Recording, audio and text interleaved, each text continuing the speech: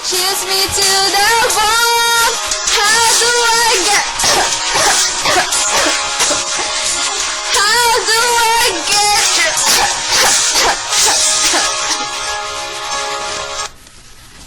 Oh, Jo, what happened to you?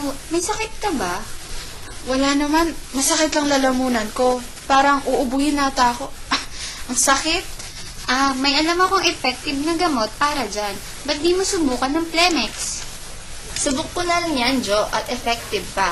Alam mo kasi, ang Plemex Talundi ay may kakayahang labanan ang bakterya na maaaring maging sanhi ng matinding sipon at ubo. May Plemex for Kids Syrup and Plemex Capsule for Adults. Oo nga, ang swabe sa lalamunan. Hindi pa masama ang lasa at nakakagaan pa ng pakiramdam. Ay, salamat sa Plemex.